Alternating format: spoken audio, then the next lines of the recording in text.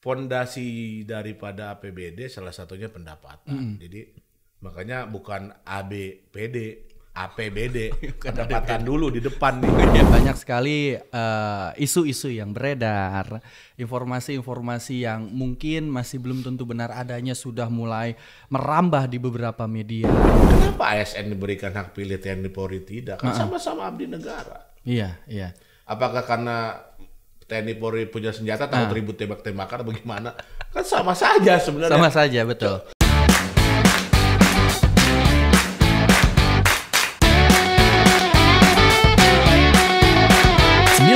Podcast. Assalamualaikum warahmatullahi wabarakatuh. 91 FM Tangerang Radio, satu suara untuk kearifan lokal. Selamat sore Handetlon dimanapun Anda berada, bersama Andri di Horizon Tangerang. Ada yang spesial di sore hari ini, Handetolan. Kita akan berbincang-bincang bersama orang yang sangat milenial. Beliau ini bertugas di Badan Pendapatan Daerah Kabupaten Tangerang, ingin memberikan informasi seputar perpajakan dan juga ngomongin politik. Emang boleh?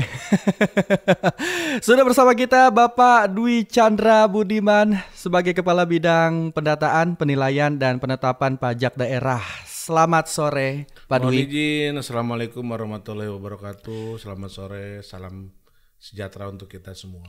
Alhamdulillah, selamat sore juga Pak Dwi. Gimana kabarnya Pak? Alhamdulillah, baik, luar biasa Kang Andri. Ya. Setelah sekian purnama, akhirnya ketemu lagi gitu. Kita ketemu lagi setelah di Obiven juga Pak ya?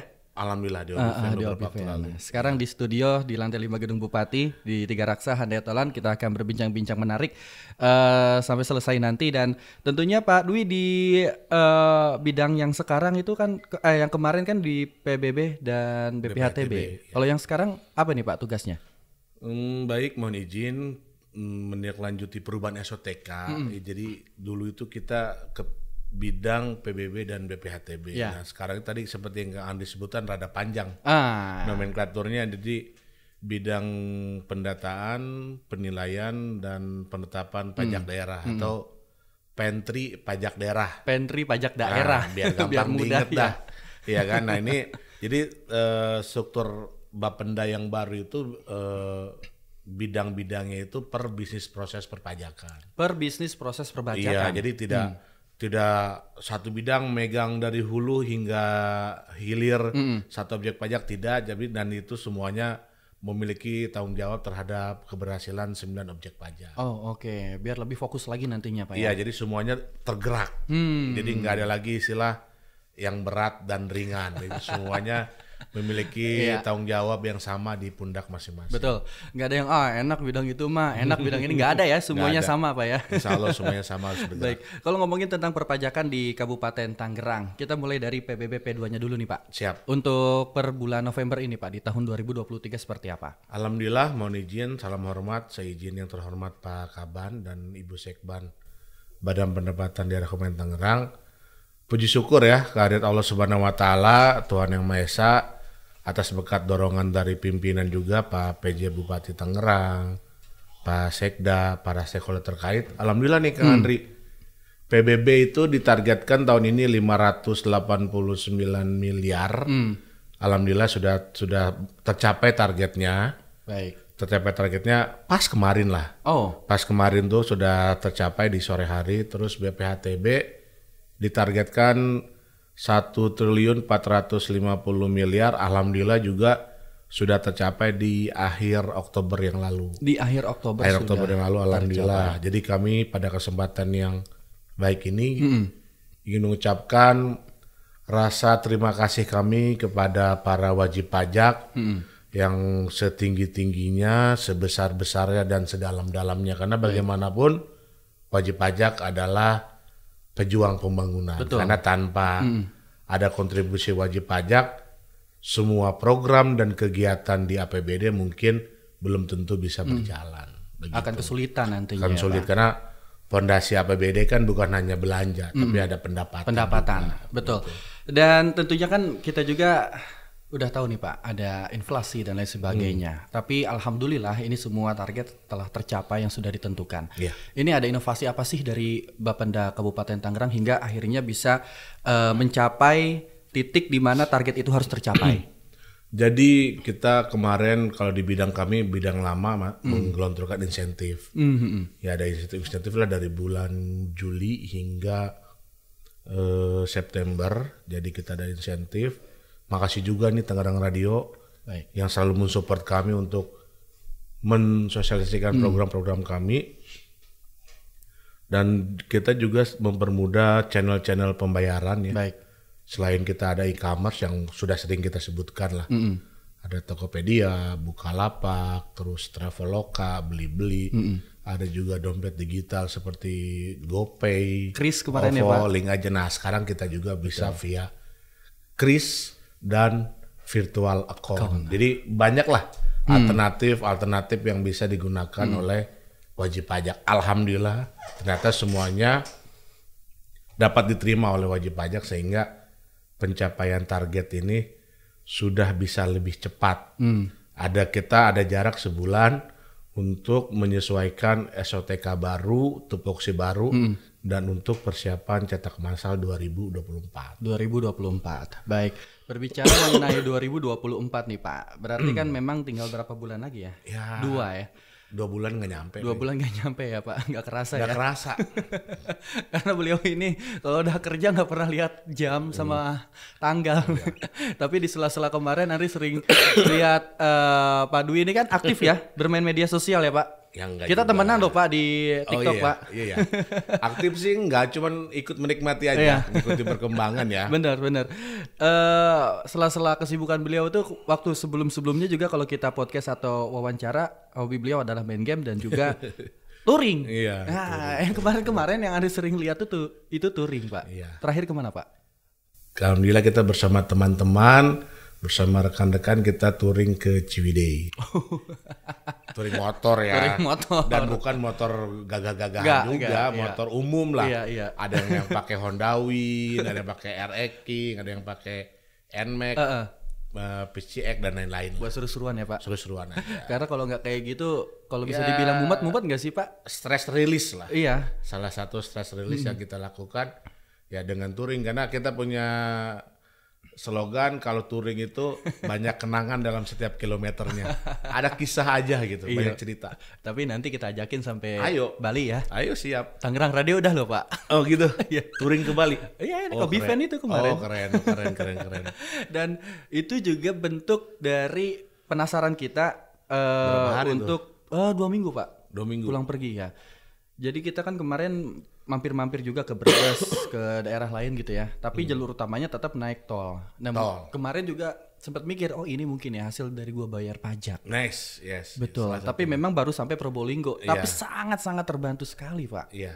Itu di Kabupaten Tangerang juga sama halnya ya dengan kita menjadi wajib pajak, banyak infrastruktur maupun fasilitas yang bisa lebih dikembangkan lagi. Betul, karena bagaimanapun itu tadi fondasi daripada APBD salah satunya pendapatan. Jadi makanya bukan ABPD, APBD, pendapatan dulu di depan nih. Iya, benar. Duitnya ada, pendapatan aja baru bisa belanja untuk menjalankan program-program dan kegiatan yang ada di visi misi kepala daerah. Ya salah satunya infrastruktur dasar tadi. Kan jalan termasuk infrastruktur dasar. Jadi walaupun kita bayar PBB ada yang cuman 50.000 setahun sekali. Ada yang ratusan ribu, jutaan, ratusan juta, miliaran, itu terkemas menjadi program dan kegiatan yang dapat dimanfaatkan oleh orang banyak. Semoga ini ada nilai pahala juga bagi kita semua. Itu karena kita juga bisa membantu untuk masyarakat yang mungkin sangat membutuhkan pembangunan fasilitas maupun infrastruktur. Pak Dwi. Kalau 2024 nih Pak, apakah udah ada rencana-rencana untuk pajak yang ada di Kabupaten Tangerang? 2024 ada keseruan tersendiri. Oke. Saya sebutnya keseruan lah, bukan masalah ya. Karena ini kita harus memberlakukan perda baru sebagai turunan daripada Undang-Undang HKPD, ya kan. Kita ada penyesuaian jenis pajak, ada juga penyesuaian tarif pajak, dan ini kita gimana caranya agar masyarakat dapat menerima dengan mengukur tingkat kemampuan masyarakat dan mengukur tingkat kemauan masyarakat untuk membayar kewajibannya. Karena bagaimanapun Undang-Undang HKPD ini udah deadline harus berjalan di tahun 2024. Jadi harus disegerakan. Okay. Makanya nanti tadi kita punya dari tahun ini udah berencana agar target PBB dan BPHTB ini bisa tercapai lebih cepat karena kita butuh waktu untuk menyesuaikan sistem-sistem yang ada di kita ini dengan aturan yang baru. Karena kita kan sudah menggunakan sistem. Itu nggak mudah kan nanti ketika sistem adaptasi, ya, Pak? Menyesuaikan kondisi aturan yang baru yang memang berbasis tulisan di kertas. Betul. Itu dituangkan ke sistem, itu butuh effort yang luar biasa. Sangat-sangat harus perlu adanya adaptasi. Iya, jangan sampai ada error, ada bug, dan lain itu nanti amit-amit akan ada masalah di 2024. Semoga tidak ada. Keseruan tapi disebutnya. Saya sebut keseruan, biar kita happy, betul. Karena kalau kita happy, otak encer. Nah, itu dia, Pak. Dikerjakan dengan perasaan yang gembira, itu akan selalu ada rumusan-rumusan yang bisa kita kerjakan gitu, Pak. Kayak ada tenaga tambahan. Iya. Walaupun sebetulnya nggak pernah bertahan lama. Iya, Pak ya. Oke, telah itu dia informasi terbaru dari Badan Pendapatan Daerah Kabupaten Tangerang tentang perpajakan yang ada di Kabupaten Tangerang sudah mencapai apa yang sudah ditargetkan. Lebih cepat ya, Pak? Untuk PBB dan BPHTB. Untuk PBB dan BPHTB, Handetolan. Jangan kemana-mana, keseruan podcast ini akan segera kembali setelah yang satu ini bersama Bapak Dwi Chandra Budiman yang akan mengudara bersama Horizon Tangerang di Tangerang Radio 91 FM. 91 FM Tangerang Radio, satu suara untuk kearifan lokal. Masih mendengarkan 91 podcast di Horizon Tangerang. Dan tentunya masih bersama Bapak Dwi Chandra Budiman yang menemani kita sampai dengan selesai nanti. Pak, tadi kita udah banyak berbicara tentang pajak ya. Siap. Di Kabupaten Tangerang, khususnya di Badan Pendapatan Daerah Kabupaten Tangerang. Kayaknya kita harus ganti topik nih, Pak. Apaan yang nih? Lebih menarik gitu, Pak. Yang lagi ngehits banget gitu ya. Bapak ini kan sebagai abdi negara. Kebetulan betul. ASN gitu ya. Kemarin ada yang rame loh, Pak. Ya, ada yang ramai di media sosial. Ini informasinya memang 1 hari yang lalu ada informasi sebuah pengakuan dari ASN di sebuah kota di Jawa Tengah gitu ya. Ini dipaksa pungut biaya untuk memenangkan salah satu calon yang akan mengikuti kontestasi pemilu di 2024. Ini hari pengen tahu nih tanggapan Bapak sebagai ASN. Aduh, ini tepian jurang nih kan. Bukan tepian jurang, tinggal dijorokin gitu ya, Pak. Tapi ini ya. Saya suka tantangan. Berarti izin lah kalau kita mau ngobrolin ini, boleh nggak? Jangan kapasitas saya sebagai Dwi Chandra Budiman sebagai pejabat Bapenda, mungkin sebagai warga negara lah. Sebagai warga negara sebagai Indonesia. Warga negara Indonesia yang kebetulan masih masuk usia milenial. Iya, betul. Ini kan saya pakai baju korpri nih. Berarti izin nih. Mau pakai kaos. Berubah kostum dulu nih, Pak. Berubah kostum dulu. Silakan. Biar kita leluasa, biar nggak dipelintir nih. Ini ngeri nih kalau dipelintir-pelintir. Saya izin pakai ganti kaos. Silakan. Pak Dwi. Siap. Berbicara mengenai politik. Karena kan kita juga akan menghadapi pesta demokrasi. Ya. Di bulan Februari ya, tepatnya di tanggal 14 di tahun 2024. Ada hiburan buat yang jomblo tuh. Benar. Kan Valentine ya, yang jomblo ada hiburan tuh. Tanggal 14 ya, Pak, pas ya. Ini tadi kalau berbicara tentang politik ini kan sangat kompleks ya, Pak. Iya.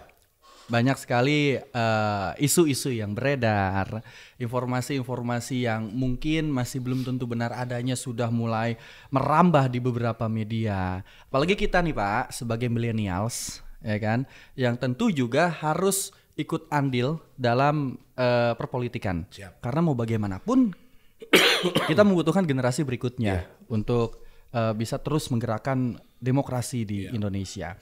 Menurut Pak Dwi sendiri nih, seperti apa millennials pada perpolitikan lah di Indonesia? Mohon izin ya, kalau kita bicara milenial tadi harus ada edukasi dulu. Oh ya, betul. Milenial tuh menurut BPS katanya orang yang lahir tahun 81 hingga tahun berapa? 90-an. 90-an Iya. sekian lah. Nah, kebetulan saya lahir 84. Berarti masuk kategori udah valid masuk milenial sih ya, Pak. Menurut BPS bukan ngaku-ngaku. Betul.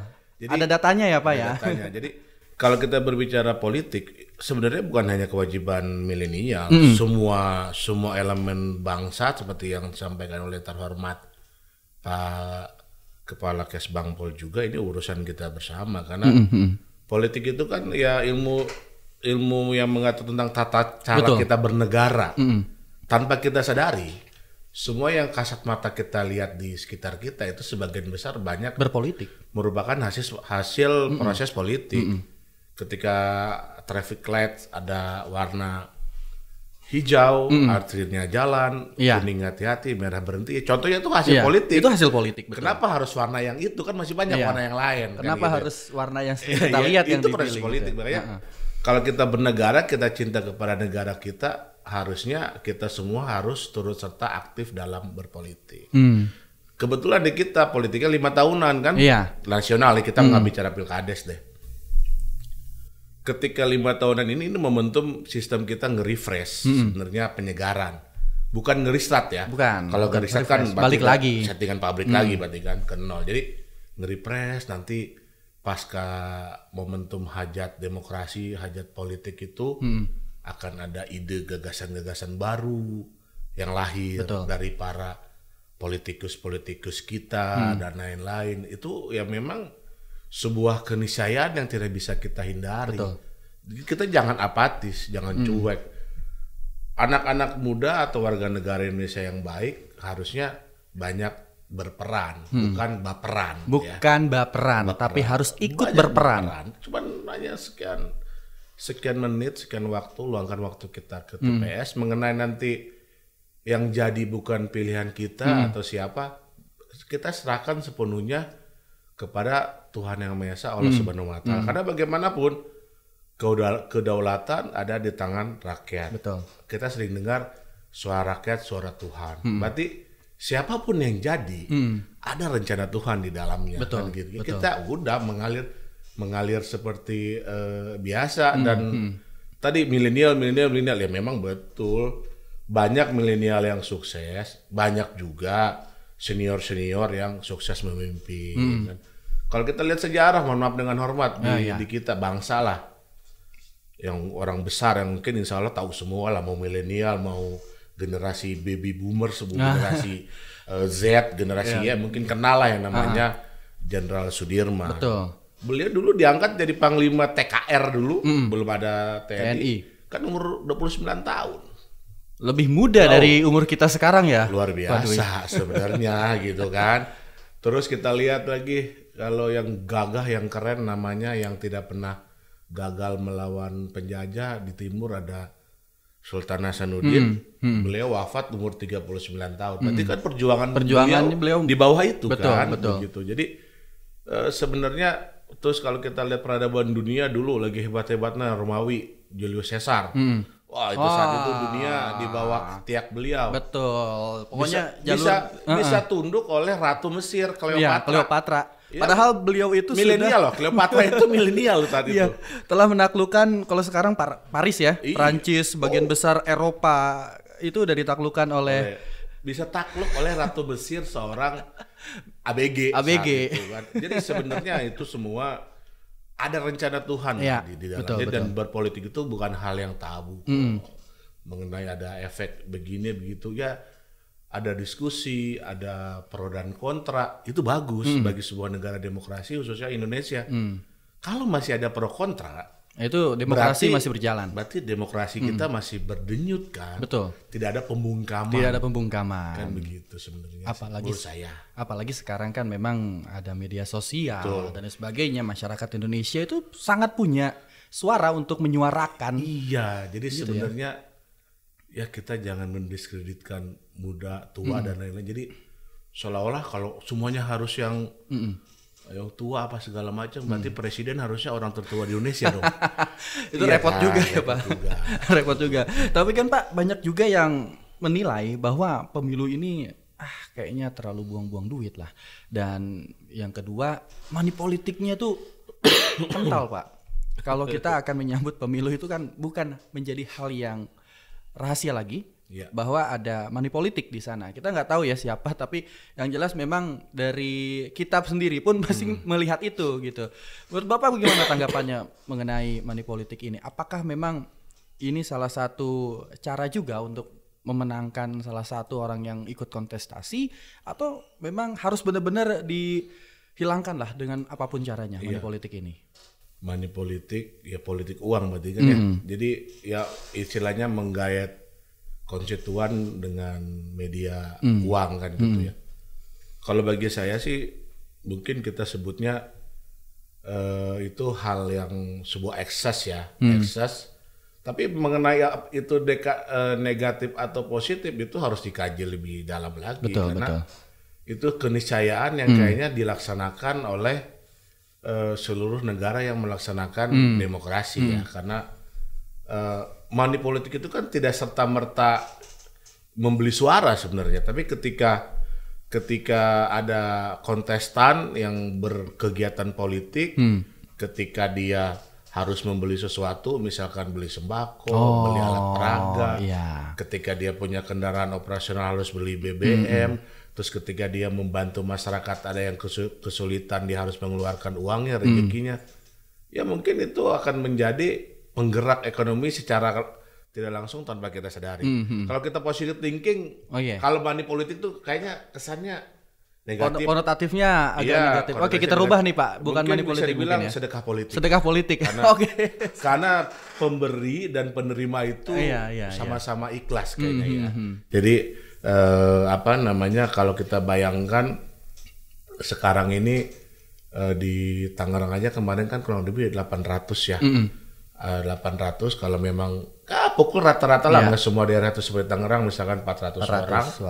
Kalau kita kasarnya semua orang mengeluarkan uangnya minimal rata-rata 500 juta misalkan, berarti kan satu kabupaten aja tuh bisa kurang lebih 20 miliar ya. 200 miliar. 200 miliar rupiah. Iya, kan? Satu kabupaten kan. Kalau kita hitung se-Indonesia ada 400, ya berarti kan 80 triliun. Tapi itu bukan untuk money politik ngebeli suara.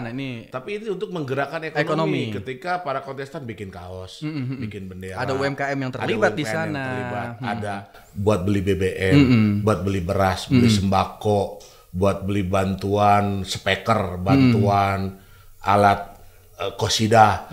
Terus buat banyak hal lah. Sewa jadi alat tidak serta-merta kamu nih saya kasih uang nih, pilih juga kok. Betul. Tidak. Kita tidak mengarahkan untuk jelek itulah gitu politik itu sebenarnya.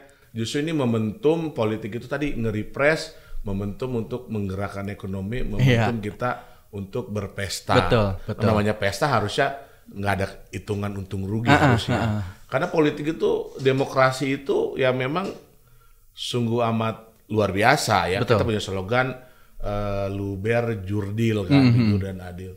Saya juga termasuk orang yang sudah 3 kali kali ya, 3 kali ikut pemilu itu. Saya sama istri saya aja belum pernah sama pemilihan presidennya. Nggak apa-apa. Iya benar. Kita nikmati gitu. Demokrasi dimulai dari rumah sendiri ya. Rumah sendiri. Ketika ada perbedaan pendapat, diskusi apa, ya enggak masalah gitu. Iya, benar-benar. Nggak ada masalah. Berarti memang kalau berbicaranya mengenai money politik itu kayaknya agak kasar gitu ya Pak? Kasar banget. Seolah-olah jahat banget politik di situ. Bisa dibeli dengan uang seperti itu. Sedekah politik Handetolan ini salah satu juga cara bisa menggerakkan perputaran roda ekonomi dengan cepat. Karena konsumsi bagian daripada penggerak ekonomi. Betul. Dan larinya langsung ke masyarakat golongan bawah. Itu mereka kan beli ini, beli itu kan nanti terjadi perputaran uang dan yang Pak Dwi katakan nilainya juga cukup fantastis ya. Mungkin kasar ya. Kasar ya, hitungan kasarnya cukup fantastis dan ini bagus juga kalau berbicara tentang ekonomi. Benar. Dan juga kalau berbicara kembali tentang politik di pemilu 2024 nanti nih Pak. Banyak banget gitu kan problem-problem yang memang masih belum cair lah gitu Pak. Salah satunya adalah masalah penyelenggaraan yang selalu berbeda-beda di setiap pemilunya ini. Iya. Problem ya pasti ada. Setiap apapun yang kita lakukan pasti ada problem. Cuman kita ukur kadar masalahnya besar atau kecil. kita bisa ukur dampaknya juga seperti apa. Tadi kita punya slogan luber Jurdil itu kalau itu dilaksanakan mungkin bisa meminimalisir masalah. Karena ya itu tadi ya, ini melibatkan orang banyak gitu loh. Satu Indonesia. Iya, melibatkan yang jutaan, mungkin ratusan puluhan juta orang itu ya gesekan, bentrokan, kesikut, apa segala macam.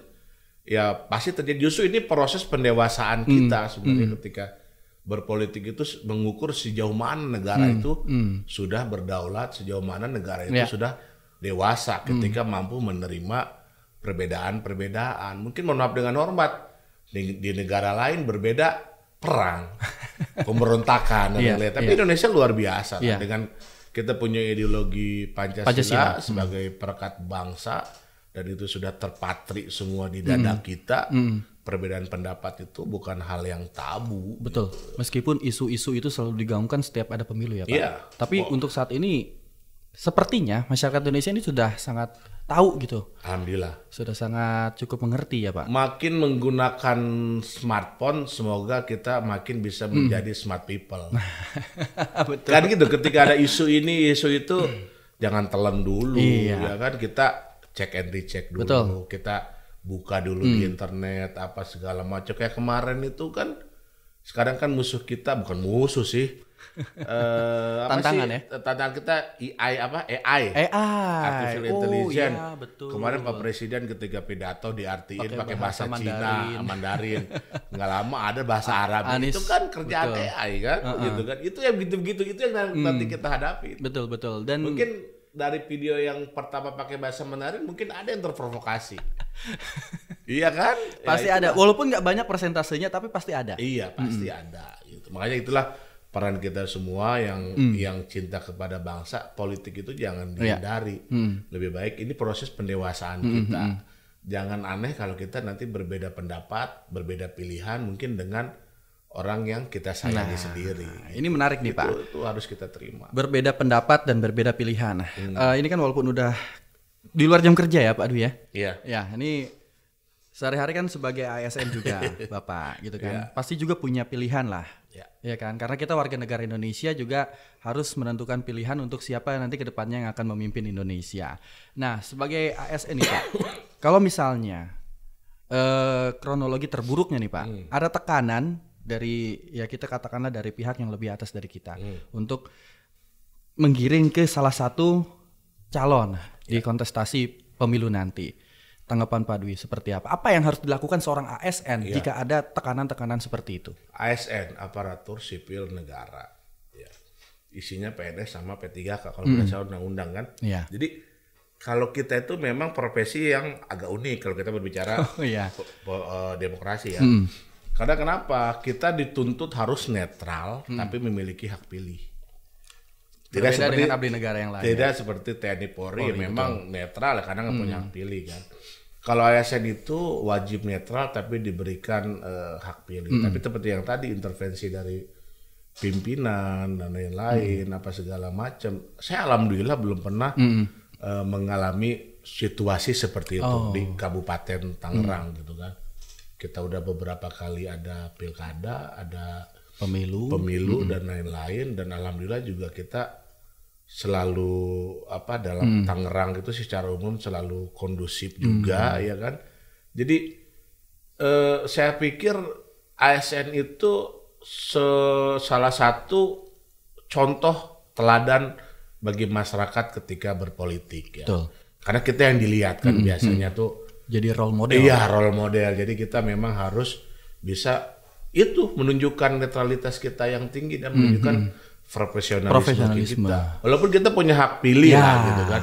Mengenai kita punya hak pilih si A, si B, si C, tapi kita tidak boleh mengajak orang lain untuk memaksakan kehendak sesuai pilihan kita.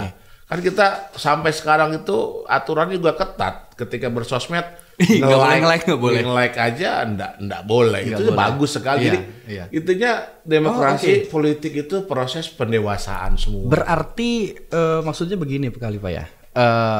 Sebenar-benarnya berpolitik itu bisa dicontoh atau bisa dilihat dari teman-teman ASN. tetap punya hak pilih, tapi tetap profesional dalam bekerja, meskipun di luar jam kerja juga. Iya, macam-macam lah. Iya kan Pak? Macam-macam, betul. Jadi ya dinamikanya kita sangat merasakan, karena bagaimanapun kita juga, contoh teman-teman yang di sekretariat KPU kan isinya ASN juga. Iya. Harus harus netral. Oh iya, betul. Di penyelenggara lagi ya. Di lembaga KPU sendiri kan penyelenggara pasti ada ASN juga. Iya. Kan jadi yang penting kita itu indikatornya itu kan kesuksesan penyelenggaraan dan masyarakat tidak ada konflik horizontal kan gitu. Jadi nggak usah terlalu menjual siapapun ASN itu sebenarnya. Tapi kan situasi yang dijaga. Tapi kan gini, selalu ada tawaran yang menarik loh Pak. Ada tawaran menarik, misalnya kita berbicara mengenai pilkada deh. Atau contohnya apa, tawaran apa? Oh nanti kalau pilih saya menang gitu ya. Contohnya nih Pak ya, nanti karir Anda akan melesat. Ya kan selalu ada iming-imingan seperti itu. Apa buktinya saya memilih beliau? Oh. Ada nggak buktinya? Ada nggak saksinya? Karena milik suara ya Pak. Iya. Ada 3 calon, semuanya menawarkan. Pasti mereka punya proposal masing-masing ya. Kan? Ayo dukung saya begini, si B dukung saya begini, si C dukung saya begini. Oh ya udah. Dalam bilik suara siapa yang tahu? Siapa yang tahu? Makanya itu ada rencana Tuhan di dalamnya. Kalau kita selalu ini ya nggak ada ujungnya. Jadi makanya kita, pilihan kita kalah, gagal apa segala macam. Gagal. Percaya ada rencana Tuhan di dalam. Tenang aja, mengalir aja kan begitu. Makanya pastikan kita memilih yang akan menang. Kita harus tahu lah gitu kan. Atau kita bisa melihat kinerja nanti yang akan dikerjakan ke depan, atau memang ini nanti bagus nih sesuai dengan visi misi dari kita ya calon memilih. Kita harus bisa menilai sisi subjektifnya, objektifnya. Harus 2 indikator terus kita lihat lah, karena bagaimanapun setiap calon itu tuh orang-orang terbaik semua. Pasti Pak. Kita dengan momentum politik ya, jadi kita bisa melihat ini orang-orang terbaik yang ada di daerah kita, para caleg-caleg. Ketika ada capres, ini berarti orang-orang terbaik yang ada di negara kita. Ketika nanti siapa yang jadi, berarti ini best of the best. Ya udah, kita jalan habis itu kan gitu. Kan tidak mungkin juga ada presiden baru apa segala macam, tiba-tiba bendera kita berubah warna, Pancasila kita berubah, ideologinya berubah. Enggak, gitu. Iya, itu relnya sudah ada. Betul. Relnya sudah ada, apa segala mengenai pro kontra plus minus ya pasti ada lah. Gitu. Jadi jangan mau diimbing-imbingi dengan yang hal tadi ya Pak. Iya, kan semuanya akan berjalan. Iya, semuanya akan berjalan. Makanya ketika tadi ngandelin money politik, dikasih sekian, apa jaminannya orang kasih duit nyoblos dia? Makanya jangan jual uang, jual program. Gagasan, dekati masyarakat. Betul. Dekati masyarakat, ya kan? Dengarkan masyarakat, bantu masyarakat, kan begitu kan. Apalagi masyarakat sekarang sudah sangat terbuka. Iya. Dan sekali lagi, sekarang itu semuanya sudah sangat gamblang, bisa kita lihat track record dari media sosial atau apapun itu lewat zaman-zaman jejak digital. Betul, jejak digital. Itu bahaya banget itu sekarang ya Pak. Jadi begitu Pak ya. Walaupun kita karena politik itu ada alat perjuangan kita alat perjuangan kita juga. Kalau saya sih ketika memilih, anggaplah saya pribadi tidak mengajak atau tidak mengimbau, kalau memilih caleg ya upayakan yang jelas. Yang jelas dia di mana rumahnya, yang jelas dia di mana keluarganya. Yang jelas apakah sudah selesai kehidupannya dengan urusan pribadinya udah selesai, baru mau ngurusin orang. Kan logikanya sederhana. Begitu Pak. Betul. Urusan pribadi dia aja belum tuntas, gimana mau ngurusin orang lain? Betul Pak. Jadi, karena yang diurusin banyak ya. Yang diurusin banyak. Terus kan yang jelas rumahnya. Kalau kita ingin butuh sesuatu kepada para perwakilan kita, ya kita bisa datang ke rumahnya. Tapi kalau seandainya rumahnya tertutup pintunya, kalau kita jelas tuh keluarganya dari mana, dari siapa, kita masih bisa nitip pesan. Kepada saudaranya, kepada keponakannya, kepada omnya, tantenya, dan lain-lain kan begitu. Karena kan wakil rakyat. Wakil rakyat itu kan alat perjuangan kita, kan begitu. Betul. Wakil rakyat itu ya bukan jangan udah diwakili. Money politik bahaya. Karena penting banget loh, Hande Tolana, untuk kita memilih orang yang benar-benar tepat sesuai dengan gagasan kita masing-masing. Iya. Karena itu sangat bisa mempengaruhi kehidupan kita ke depannya ya Pak. Iya, walaupun tujuan endingnya itu pasti untuk kesejahteraan masyarakat. Sama semua. Semuanya sama. Semua. Cuman punya cara dan style yang berbeda-beda. Baik. Balik lagi tentang posisi sebagai ASN untuk netralitas meskipun punya hak pilih. Alangkah baiknya memang harus mengikuti prosedur-prosedur yang sudah ditetapkan ya Pak? Iya. Kita ada koridornya, kita ada batasan-batasannya kita atur ya. Ya semoga aja nanti ketemu titik ASN juga dicabut hak pilihnya, itu lebih seneng lagi saya. Oh iya? Iya, nah, lebih fair. Oke. Lebih fair. Ini menarik nih. Coba terdengar nih oleh KPU. ASN cabut hak pilihnya. Coba terdengar oleh Menpan RB. Menpan RB ya. Ini menarik Pak. Kalau Pak Dwi lebih dari masing-masing orang pasti punya pilihan. Ini dari pendapat Pak Dwi sendiri lebih baik dicabut. Saya lebih memilih kita fokus kepada penyelenggaraan saja ASN. Oh gitu. Jadi nanti ada keterlibatan yang lebih fleksibel gitu. Iya, karena kita kan secara tidak langsung kita kan usernya nanti itu yang menjalankan roda pemerintahan. Kenapa ASN diberikan hak pilih, TNI Polri tidak? Kan sama-sama abdi negara. Iya. Apakah karena TNI Polri punya senjata takut ribut tembak-tembakan bagaimana? Kan sama saja sebenarnya. Sama saja, betul. Ya kalau kita fair, ayolah kita semua netral, elemen bangsa, aparatur kita negara. Sukseskan setiap penyelenggaraan demokrasi. Jadi bisa fokus bahu-membahu gitu Pak ya? Kayaknya keren sih. Oh iya ya? Kayaknya keren. Bisa jadi gagasan ya Pak? Jadi kita tidak selalu dikambing hitamkan terus. Ini dibilang ASN ini nggak netral apa segala ada kata kita. Karena kita punya hak pilih kok. Karena memang saat ini isu yang santer berkembang di media sosial ataupun masyarakat yaitu ASN yang banyak tekanan, disuruh untuk memilih salah satu kontestan dari pemilu nanti. Berarti kan benar kata Pak Dwi selalu dijadikan kambing hitam. Yes. Nanti yang justru yang dampak terburuknya adalah ASN-nya yang dipaksa untuk melakukan hal itu, tapi efek dominonya pemerintah pusat juga yang akhirnya. Yang lebih parahnya difitnah. Difitnah ya. Difitnah nanti yang jadi si A. Nanti itu akan ada kelompok yang mengatakan tuh si Anu nggak nyoblos si A. Tahu dari mana? Emang dia ada dalam TPS. Bilik suara ya. Aduh iya emang ketika kita nyoblos kita selfie. Kan enggak juga. Betul. Itu makanya ya semoga lah ini terdengar di bahasa dari milenial nih. Ya karena bagaimanapun ya kita berharap penyelenggaraan pemilu ini, pesta demokrasi ini makin lama makin baik lah. Betul. Kenapa tidak sih? ASN cuma berapa juta sih se-Indonesia? Iya kan, populasinya berapa sih? Betul. Gitu kan. Gila cabut lah pilihnya ASN. Iya, ini suara dari Pak Dwi. Oke. Semua orang berhak untuk punya gagasan ya Pak Dwi ya. Dan ini menarik juga kalau kita berbicara millennials, Gen X, Gen Z, ini kan juga menjadi pemilu pemula juga yang diperhatikan oleh penyelenggara KPU khususnya. Sebagai millennials nih Pak, kita berdua millennials, mungkin ada Gen Z juga. Mengenai pemilu ini, seberapa penting sih kita untuk ikut terlibat? Contohnya harus datang ke pemilu nanti di pemilihan. Apakah kita memang banyak yang berpikir suara kita ini nggak didengar loh, gitu Pak. Tapi kita punya hak pilih, gitu Pak. Apa yang harusnya dilakukan oleh millennials, Gen Z, Gen X, apapun itu? Milenial ya, sebagai aparatur nih, Dwi Chandra sebagai milenial. Itu tadi saya sampaikan, upayakan kita terlibat, berperan. Berperan dalam hal apa nih Pak? Iya, berperan ketika ada proses konstelasi politik, carilah calon yang memang kira-kira bisa menjadi alat perjuangan kita. Bisa menampung aspirasi kita, kan begitu tadi. Makanya mohon maaf dengan hormat, jangan salah kalau sampai dengan saat ini kita belum ngelihat tempat nongkrong bikinan pemerintah. Kan contohnya kan begitu-begitu. Kita belum lihat apa. Bener. Anak muda senengnya nongkrong, anak muda senengnya ngopi di taman yang indah apa segala macam.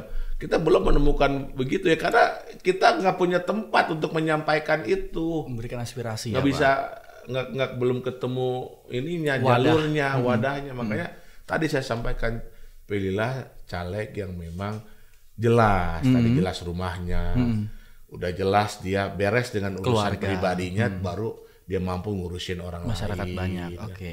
Jelas keluarganya dari mana dan seperti apa gitu. Karena yang kita pilih ini kan kita kelompok kepentingan sebenarnya.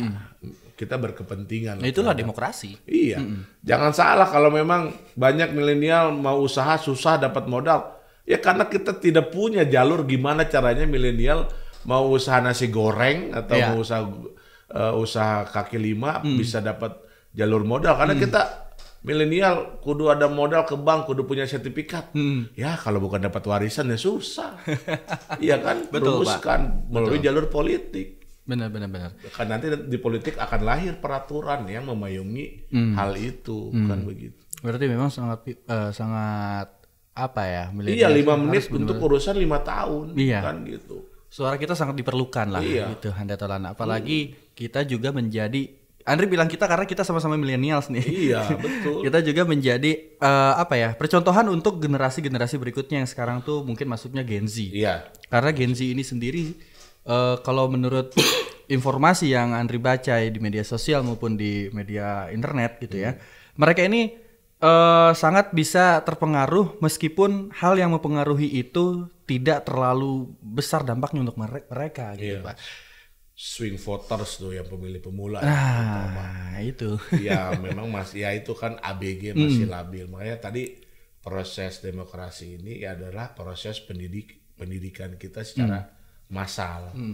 Jadi proses pendewasaan kita. Jadi mohon maaf dengan hormat, kita tidak akan pernah tahu pemimpin kita nanti datang dari kalangan mana, kan seperti itu. Kan kita memilih pemimpin, demokrasi itu memilih pemimpin dan memilih perwakilan kita, perwakilan rakyat kan.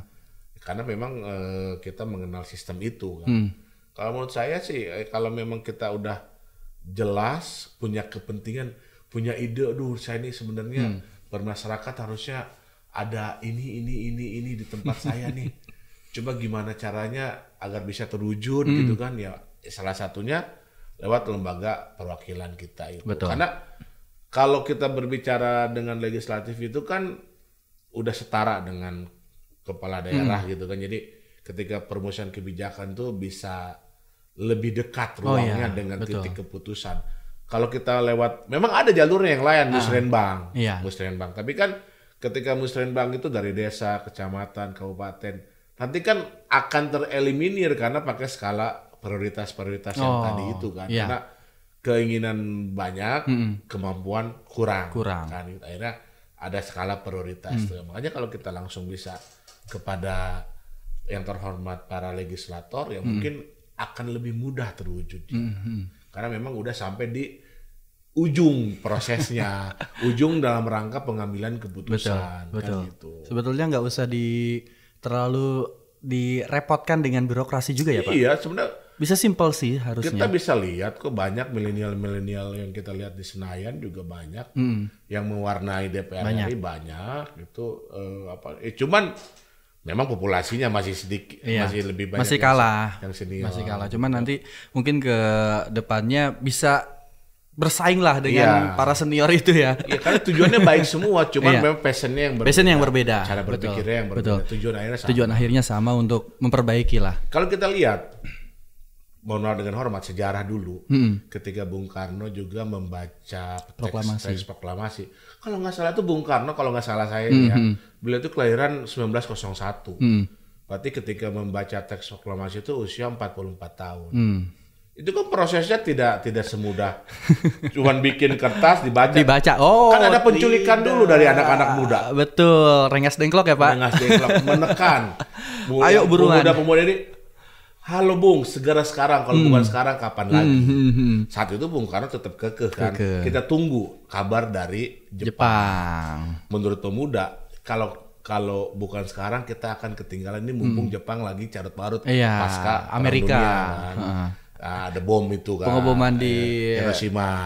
Pearl Harbor. Hiroshima juga. Nagasaki. Gitu kan. Jadi itu pemuda yang dorong itu. Pemuda diculik loh. Bukan kaleng-kaleng kan. Diculik saat itu dari rumahnya. Rengas Dengklok. Akhirnya beliau setuju. Akhirnya dibacakan lah teks proklamasi itu kan prosesnya kan tidak mudah. indah juga. Tidak instan, tidak mudah, tapi yang jelas di situ ada peran serta dari pemuda. Yang milenial saat itu. Mungkin disebutnya pemuda ya. Kalau sekarang kan di kota-kotakan dengan milenial, Gen Z dan sebagainya.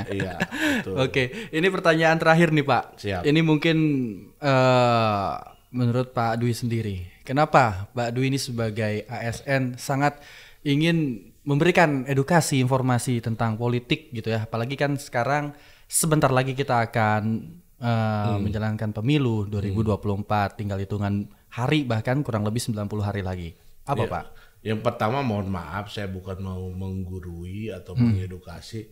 Ya saya juga tupoksi saya nggak ada di jalur ini. Nggak ada. Cuman ini kepedulian kita sebagai masyarakat aja. Betul. Lah.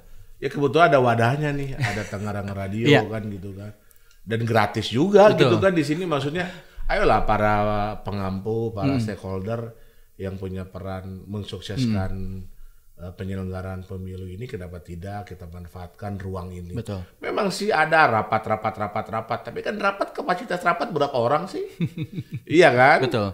Paling banyak juga 100 orang. Apakah hal itu tersampaikan kepada hal? Kalau ini kan dengan nanti terdengarkan atau juga disiarkan ulang di platform YouTube dan lain-lain, mungkin bisa membuka semua masyarakat, bisa meningkatkan kesadaran masyarakat dalam berpolitik. Politik yang positif. Betul. Politik itu asik ya. Karena politik itu kebanyakan suka diartikan yang jelek-jeleknya aja. Padahal ini momentum kita nge-refresh loh. Nge-refresh sistem, nge-refresh keadaan, nge-refresh situasi. Situasi yang sedang mungkin tidak baik-baik saja. Iya, jadi handphone kalau nggak refresh walaupun harganya mahal, meleduk, ngehang juga. Laptop, komputer walaupun speknya spek dewa, spek tinggi, nggak di refresh, jebol juga. Jadi mau pakai RAM berapa giga juga. Ini momentum kita lah. Iya betul Pak. Momentum kita, penyegaran kepedulian kita, dan berbeda pilihan dengan orang yang